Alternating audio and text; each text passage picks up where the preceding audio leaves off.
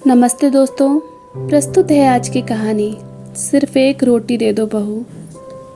शांता देवी जी अपनी बहू पूनम से हाथ जोड़कर कहती है, बहू बस मुझे एक रोटी दे दो। तो बहू कहती है, तेरी नौकरी ले रखी है मैंने रोटी बनाने की? नहीं है तेरे लिए रोटी वोटी, चुपचाप पड़ी रहे बुढ़िया, नहीं तो आकर तुझे बहुत मारूंगी। दिमाग खा रखा है बुढ़िया ने मेरा, पड़ी पड़ी चिल्लाती रहती है, रोटी दे दो रोटी दे दो। शांता देवी जी बहुत मरी हुई आवाज़ में कहती हैं, बहू बस एक रोटी दे दो, बहुत भूख लगी है। यह सुनते ही पूनम को इतना तेज गुस्सा आता है, बाहर से उठकर अपनी सास के कमरे में आती है और अपनी सास के 2 थप्पड़ मार देती है। थप्पड़ मारकर चिल्लाकर कहती है, अगर अब की बार मुझसे रोटी मांग ली तो तेरी हड्डियाँ तोड़ दूंगी बुढ़िया। किसी को भी चैन से नहीं रहने देती। पहले अपने पति को चैन से नहीं जीने दिया तो वो तुझे छोड़कर भाग गया, अब तो तू मुझे चैन से नहीं जीने दे रही। लेकिन मुझे अपने पति की तरह मत समझना कि यहाँ से भाग जाऊंगी बुढ़िया, मैं तो तुझे ही भगा दूंगी यहाँ से, पर खुद नहीं भागूंगी। पूनम अपनी सास को मारकर और यह कहकर अपनी सास से कमरे से बाहर निकल जाती है। शांता देवी जी अपने गाल को पकड़े हुए जोर जोर से रोई जा रही थी। उनकी आंखों से लगातार आंसुओं की बारिश हो रही थी। एक तो भूख का दर्द, ऊपर से बहू की मार का दर्द। उनकी बूढ़ी हड्डियां बर्दाश्त नहीं कर पा रही थी। आज अपने ही घर में अपनी ही बहू के हाथों से वो मार खा रही थी। यह पीड़ा उनके हृदय से सहन नहीं हो पा रही थी। शांता देवी जी अपने कमरे के कोने में दीवार से लगी हुई बैठी थी। बहू ने इतनी जोर से थप्पड़ मारे थे कि उनके गालों में असहनीय पीड़ा हो रही थी। बहुत दर्द हो रहा था गालों में। अपनी बेबसी, लाचारी और नासमझी पर आज उसे बहुत रोना भी आ रहा था और गुस्सा भी। शांता देवी जी के पति का नाम अजय सिंह है। अजय सिंह जी एक सरकारी कर्मचारी थे। अजय सिंह जी और शांता देवी जी के एक ही बेटा है जिसका नाम अमित है और बहू का नाम पूनम है। अमित का भी एक ही बेटा है जिसका नाम नीरज है। अजय सिंह जी एक सीधे साधे, विनम्र, दयालु एवं सज्जन व्यक्ति हैं। शांता देवी जी उन्हें हमेशा ताने मारा करती थी। घर में कोई भी काम खराब होता तो उसका सारा दोष अपने पति पर ही डाल देती थी, क्योंकि वह अपने बेटे, बहू और पोते से बहुत प्यार करती थी। प्यार तो अजय सिंह से भी बहुत करती थी। अजय सिंह भी अपने परिवार से बहुत प्यार करते थे, खासकर अपनी पत्नी से तो बहुत प्यार करते थे, लेकिन कभी जताते नहीं थे, इसलिए उनकी हर बात चुपचाप सुन लिया करते थे। लेकिन जब वे रिटायर हुए थे और घर में रहने लगे थे, तब से शांता देवी जी उन्हें बार बार टोका करती थी। धीरे धीरे उनका मन विचलित होने लगा था और वो अपने आप को दोषी समझने लगे थे। अजय सिंह जी अपने पोते नीरज से बहुत प्यार करते थे। नीरज की जॉब मुंबई में लग गई थी और उसे गए हुए अब 4 महीने हो चुके थे। जब उनका पोता नीरज घर पर था तब तक वह अपने दादाजी को खुश रखता था, लेकिन जब से वह मुंबई चला गया तब से अजय सिंह का दिल घर में नहीं लगता था। अब उन्हें घर काटने को दौड़ता था। ऊपर से शांता देवी जी की झगड़ने की आदत रहती थी। एक दिन अजय सिंह जी एक पत्र लिखकर रात के अंधेरे में घर छोड़कर चले जाते हैं। सुबह जब शांता देवी जी देखती है तो उन्हें टेबल पर एक पत्र, मोबाइल और एटीएम कार्ड दिखाई पड़ता है। वह पत्र उठाकर देखती है। ये पत्र उनके पति अजय सिंह का था, जिसमें लिखा था, प्यारी शांता, मैं घर छोड़कर हमेशा के लिए जा रहा हूँ। शांता, मैं तुमसे और अपने बच्चों से बहुत प्यार करता हूँ, लेकिन ये कभी जता नहीं पाया। तुमने भी कभी मेरे प्यार को समझा ही नहीं। मैंने इस घर के लिए अपना जीवन समर्पण कर दिया। अपने जीवन में मैंने कभी कोई गलत काम नहीं किया। सीधे काम पर जाता था, पूरा दिन काम करता था और अपने घर लौट आता था। जो अभी कमाता था वह तुम्हारे हाथ में लाकर रख देता था। तो भी हर काम के लिए तुम मुझे ही दोषी समझती थी। मुझे यह सब कुछ अब और नहीं बर्दाश्त होता, इसलिए मैं घर छोड़कर हमेशा के लिए जा रहा हूँ। मैं अपना एटीएम कार्ड, मोबाइल यहीं छोड़कर जा रहा हूँ। हर महीने जो मेरी पेंशन आती है वह एटीएम कार्ड से तुम निकाल लिया करना। मेरे जाने के बाद भी तुम्हें कोई परेशानी नहीं होनी चाहिए। तुम हमेशा और तुम्हारे बच्चे खुश रहना। पेंशन की रकम तुम्हें हर महीने मिलती रहे, इसलिए मैं जब तक जीवित रहूँगा ऑफिस में जाकर साइन करता रहूँगा। अगर पेंशन आनी बंद हो जाए तो समझ लेना कि अब मैं इस दुनिया में नहीं हूँ। अभागा अजय सिंह। ये पत्र पढ़ते हुए शांता देवी जी के होश उड़ गए। वे जोर जोर से रोने लगी। उन्होंने कभी सपने में भी नहीं सोचा था कि ये बातें अजय सिंह अपने दिल पे ले लिया करते थे। वो तो अपने बेटे, बहू और पोते को बचाने के लिए सारा दोष उन पर लगा देती थी। अजय सिंह के जाने के बाद उनके बेटे ने मोबाइल और एटीएम कार्ड अपने पास रख लिया। शांता देवी जी अपने पति के जाने के सदमे से टूट चुकी थी। नीरज भी यहाँ नहीं था जो अपनी दादी को संभाल लेता, क्योंकि नीरज अपने दादा दादी को बहुत प्यार करता था और दादा दादी पर नीरज पर जान छिड़कते थे। अजय सिंह जी और नीरज के पीछे शांता देवी जी के बेटे और बहू ने उनके साथ बहुत गलत व्यवहार करना शुरू कर दिया था। उनकी बहू कितनी बार उन्हें खाना ही नहीं देती थी और कभी कभी तो शांता देवी जी पर हाथ उठा देती थी। आज भी यही हुआ था। शांता देवी जी भूखी थी और उन्होंने अपने बहू से खाने के लिए एक रोटी मांगी तो बहू ने उन्हें थप्पड़ मार दिया और मार पीट कर चली गई। आज उन्हें अपने पति अजय सिंह बहुत याद आ रहे थे। उन्हें अपनी गलती का बहुत एहसास हो रहा था। जिस पति को उन्होंने कभी समझा ही नहीं, वही पति उनके ढाल भी थे। उनके जाने के बाद उनके बेटे और बहू ने उनकी जिंदगी नरक बना दी थी। अजय सिंह जी थे तो घर में उनकी इज्जत थी। अजय सिंह नहीं थे तो घर में अब उनकी कोई इज्जत ही नहीं करता था। इस घर में वे अब एक जिंदा लाश की तरह बन चुकी थी। नीरज को मुंबई गए हुए 1 साल हो गया था और आज 1 साल बाद वह मुंबई से अपने घर गाजियाबाद लौट रहा था। मुंबई जाकर नीरज अपने काम में बहुत ज़्यादा बिजी हो गया था। अमित और पूनम ने आज तक उसे उसके दादा दादी के बारे में नहीं बताया था। नीरज जब भी कभी फ्री होकर घर फ़ोन करता तो अपने दादा दादी के बारे में पूछता तो दोनों माता पिता कोई ना कोई बहाना बना देते थे। इतने दिन बाद वह घर वापस आने की वजह से बहुत खुश था। उसने घर में भी एक खुशखबरी दे दी थी कि वह आ रहा है। आज पूनम सुबह से ही बहुत ज़्यादा खुश थी। अपने बेटे के घर आने की खुशी में फूली नहीं समा रही थी। सुबह से ही पूनम किचन में घुसी हुई थी और तरह तरह के पकवान बनाने में लगी हुई थी। इन पकवान को बनाने में उसे यह भी याद नहीं रहा कि उसने अपनी सास को कल से खाना ही नहीं दिया और अगर नीरज को पता चल गया तो वो बहुत गुस्सा करेगा। वह तो बस खुशी में सब कुछ किए जा रही थी। नीरज मुंबई से निकलकर घर पहुंच गया था। वह धीरे से घर का दरवाज़ा खोलता है और बड़ा उत्साहित होकर घर के अंदर आता है। वह अपने मम्मी पापा से मिलने के बजाय दादा दादी से मिलने को अधिक उत्साहित था। आज तो मैं 1 साल बाद वापस आया हूँ। दादा दादी तो खुशी से झूम उठेंगे। सोचते हुए नीरज दादा दादी के कमरे की तरफ बढ़ रहा था। तभी उसकी मम्मी ऊपर से आई तो नीरज को देखकर बड़ी खुश हुई। नीरज ने मम्मी को नमस्ते किया, उनके पैर छुए। उसे दादा दादी के कमरे की तरफ जाते हुए देखकर पूनम घबरा गई और जल्दी से बोली, बेटा अपने कमरे में चल, उधर क्यों जा रहा है? उसकी मम्मी उसे बोलती ही रह गई, लेकिन वह दादा दादी के कमरे की ओर बढ़ता गया।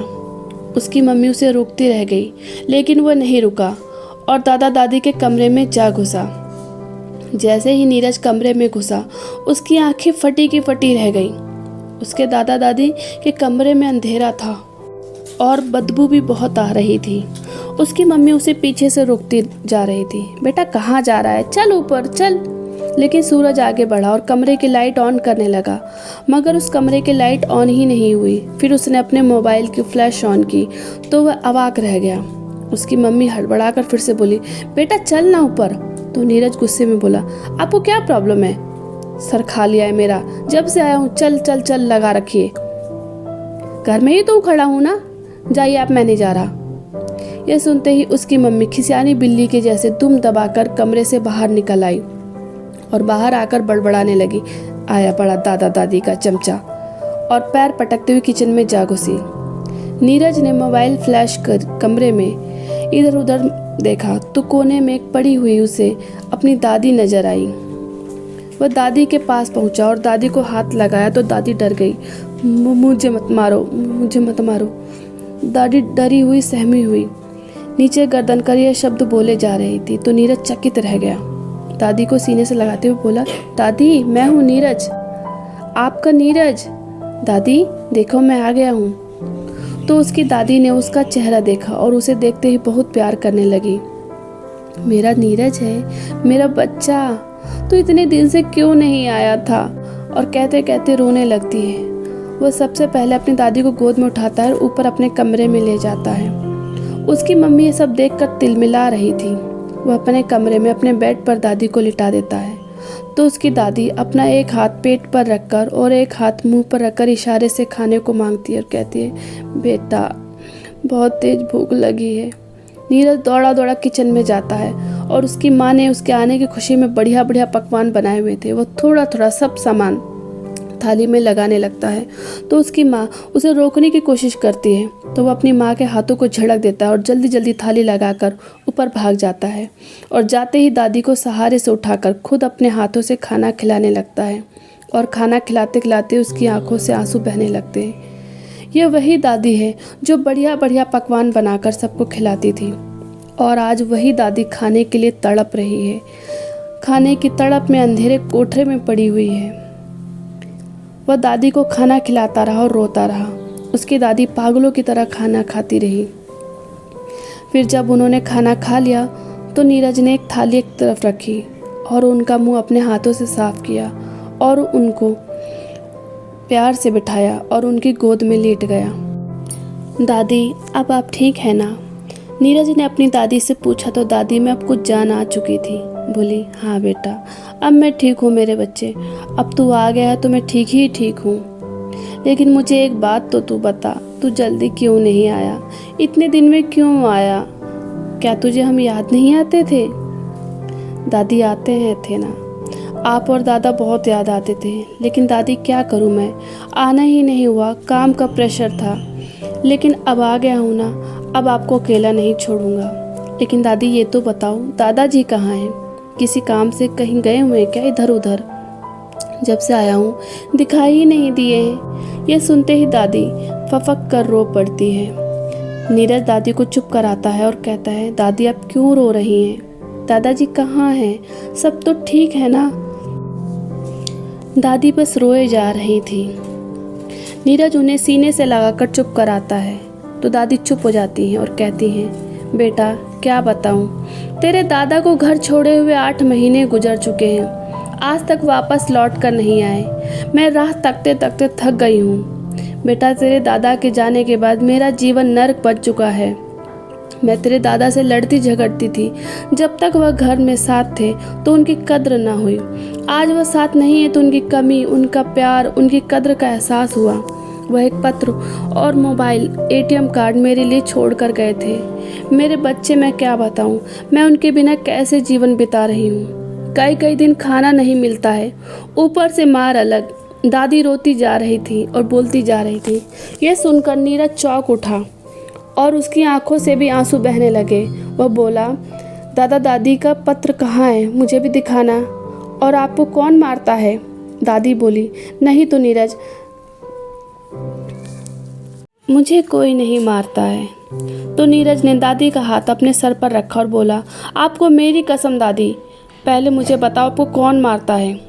दादी उसके सर से हाथ हटा लेती है और कहती है, बेटा मेरी ही गलती होती है तो तेरी माँ का हाथ उठ जाता है मुझ पर।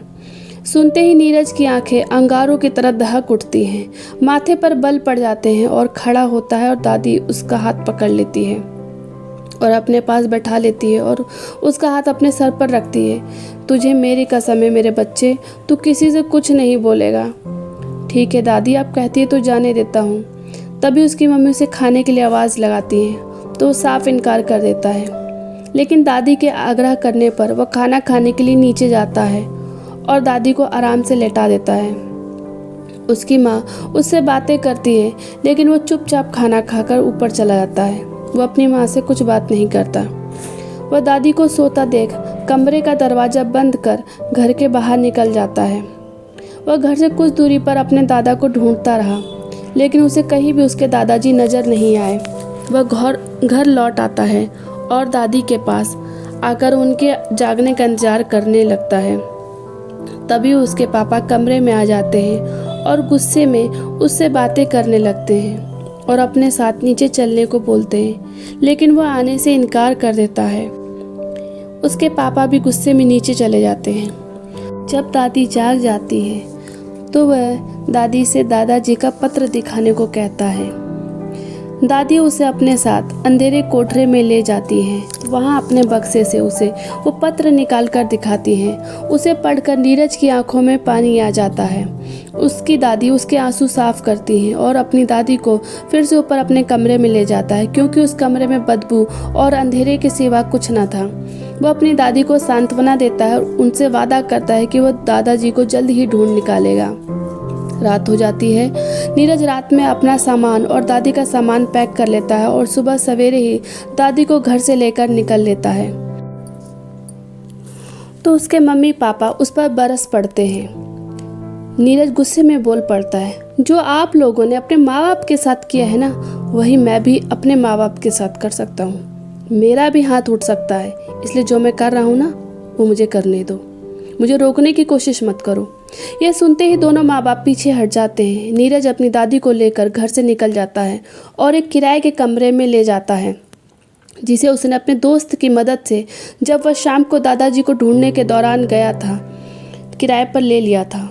वहाँ दादी को ले जाकर आराम से लेटा देता है और नाश्ता ऑर्डर कर देता है। नाश्ता आ जाता है तो दादी पोता मिलकर नाश्ता करते हैं। फिर नीरज नहा धोकर तैयार हो जाता है और दादी जी को सुलाकर दादाजी के ऑफिस जा पहुंचता है, जहां प्रतिवर्ष आकर उसके दादाजी अपने हस्ताक्षर किया करते थे।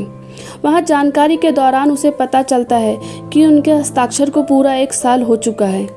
आजकल ही में उनके हस्ताक्षर होने हैं। तो नीरज वहां के अधिकारी को अपना फ़ोन नंबर दे देता है और कहता है, जैसे ही अजय सिंह जी यहाँ हस्ताक्षर के लिए आए तो आप उन्हें मेरा ये फ़ोन नंबर दे देना।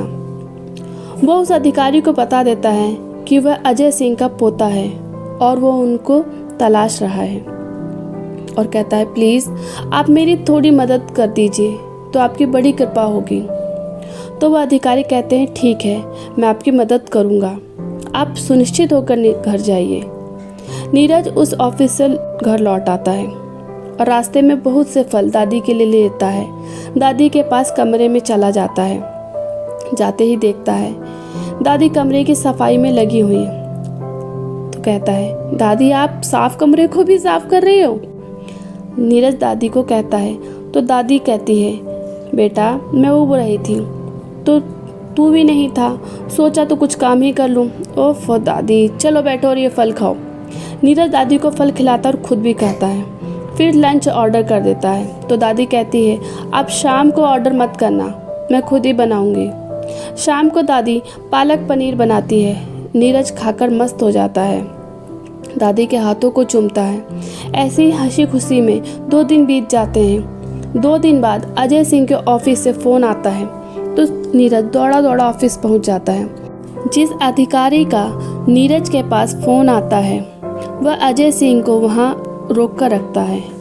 नीरज वहां अपने दादाजी को देखते ही प्रणाम करता है, उनके पैर छूता है। अजय सिंह जी नीरज को देखकर हैरान हो जाते हैं। उसके दादा उसे गले से लगा लेते हैं। नीरज अपने दादाजी से पूछता है कि दादाजी आप इतने दिन से कहाँ थे? तब अजय सिंह जी कहते हैं कि मैं घर से निकलकर वृद्धाश्रम में रहने लगा था। यह सुनकर नीरज की आंखों में आंसू आ जाते हैं। नीरज दादाजी को अपने साथ चलने के लिए बोलता है तो दादाजी मना कर देते हैं। नीरज अपने दादाजी को जिद करके मना ही लेता है और अपने कमरे में ले आता है। शांता देवी जी अजय सिंह को देखकर रोने लगती है। वह उनके पैरों पर गिर पड़ती है और उनसे माफ़ी मांगती है। अजय सिंह जी शांता देवी को उठाते हैं और अपने सीने से लगा लेते हैं। अपने दादा दादी को गले मिलते देखकर नीरज बहुत खुश होता है और खुद भी दोनों से चिपक जाता है। तीनों एक दूसरे के सीने से लगकर खूब रोते हैं। नीरज के माता पिता भी नीरज के दोस्त से उसका पता ठिकाना लगा लेते हैं और वहां पहुंच जाते हैं। नीरज को अपने माता पिता को पूरा भला सुनाने लगते हैं।